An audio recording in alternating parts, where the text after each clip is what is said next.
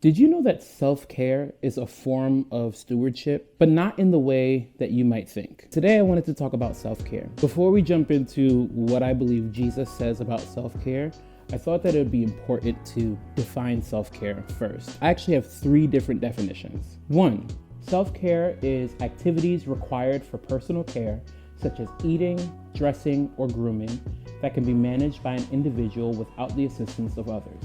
That one is from the American Psychological Association. I love using their dictionary. I'll link it below. 2, self-care means taking the time to do things that help you live well and improve both your physical health and mental health. That's from the National Institute for Mental Health, also linked below. 3, self-care is activities that help you maintain your mental, emotional, and spiritual health. These activities make you feel more like yourself, both in short term, but more importantly, in the long term. That is my own personal definition of self-care. We hear self-care a whole lot when we're talking about mental health, and we believe that it is super important that we take care of ourselves in order to take care of our mind. There is always a question of where can we find that in the Bible?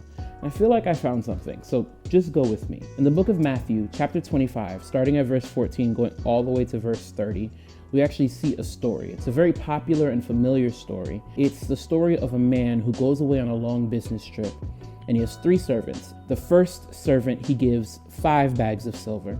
The second servant, he gives 2 bags of silver, and the last servant, he gives 1 bag of silver. Over the course of the story, the first 2 servants invest their money, they take care of the bags of silver, and they are able to produce more of it.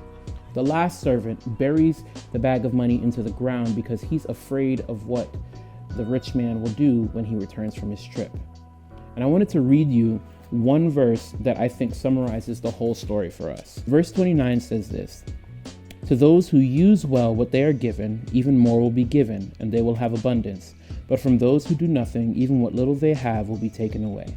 One of the things that we notice in this story is the difference in how the 3 servants reacted to receiving something, a gift from their master. I've always used this story as an example of God teaching us to take care of the things that He's given us. I've used it a whole lot to talk about money. I've used it to talk about singing. That's a personal thing for me. But one of the things I started thinking about recently is how taking care of our mind is actually something that God is asking us to do, and I believe that this story proves it. And I say that because the last servant, he was afraid of the master coming back, and part of me wonders if he doubted the fact that he would be able to even do anything with such a small amount of talent. And maybe you are like me when I'm struggling with my depression, and you're like, well, I'm already down in the dumps, I'm already depressed.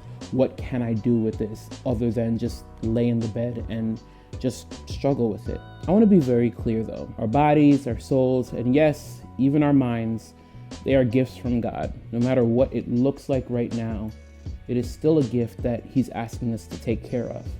He's not asking us to go bury our minds in the ground, but I believe that He's asking us to cultivate it and take care of it. Sometimes that's an act of faith. Sometimes taking care of what we've been given, it looks like, or it might feel impossible. What can I do with just this little bit? But the first 2 servants, they didn't have that mindset. They said, I have this, I have to take care of it. Let me increase it. I believe that's what God wants us to do with our minds.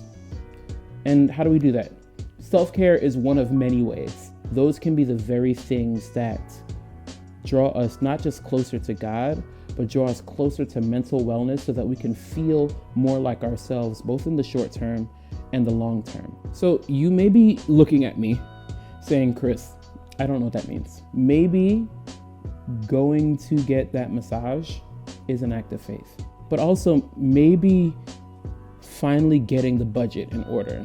Maybe that's an act of faith. And I only say that because if you're somebody like me who struggles with money, in the future, when that money becomes a problem, depression, very quick to strike. But if we take care of it now, in the future, we will feel more like ourselves. Maybe you just need to take a solo trip. Go for a walk. Go look at a mountain or a river or a lake. whatever it might be. But through all of this, I don't want you to neglect the fact that even taking care of our minds, the ability to do that is a gift. And I think God is asking us to engage in that a little bit more. This is not to say not to go to therapy. As a matter of fact, I think that therapy is a part of the self-care process. I believe that God is asking us to steward our minds well. So my question for you today is, if your mind is a gift, how can you steward it well? That's it. Answer that down in the comments